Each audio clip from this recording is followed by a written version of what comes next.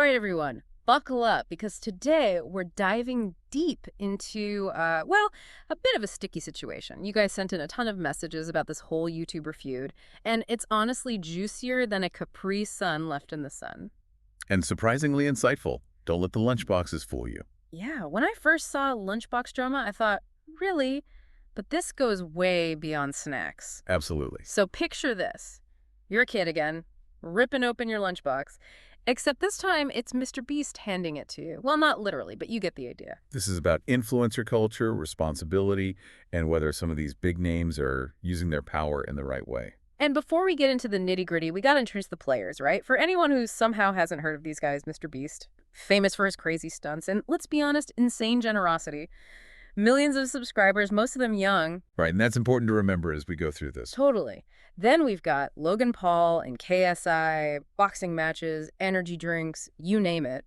Again, massive followings, mostly younger audiences. The kings of what some might call chaotic energy online. Perfect way to put it. So these three team up to launch, get this, Lunchly, basically their own version of Lunchables aimed squarely at their fans. Which on the surface might not seem like a huge deal, right? But that's where things get complicated. Exactly. Because enter DanTDM. Now, this guy's known for gaming content, super family-friendly stuff, not exactly controversial. Yeah, if MrBeast is known for giving away money, DanTDM is known for, well, not giving anyone a reason to be upset. Precisely. So when he speaks out, people listen. And boy, did he speak out. Accused the trio of straight up selling out, exploiting their young fans just to make a buck.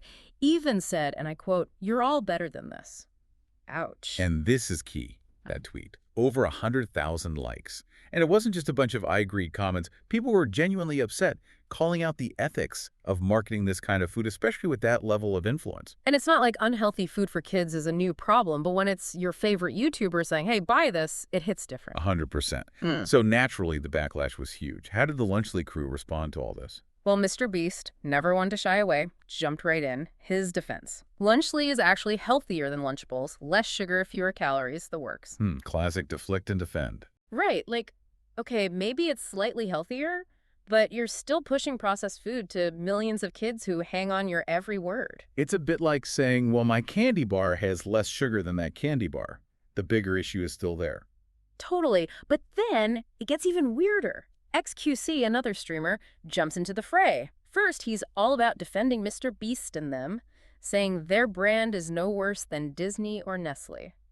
Which, let's be honest, isn't exactly a glowing recommendation. Right, it's like, well, they're no worse than the other guys who are constantly under fire for this. Exactly, but then XQC does a total 180 and slams Lunchly, calls it cancer. The plot thickens. Talk about mixed messages. So now even people who generally support these guys are like, wait a minute, this feels kind of icky. Which I think speaks volumes. It means this isn't just about a few angry tweets.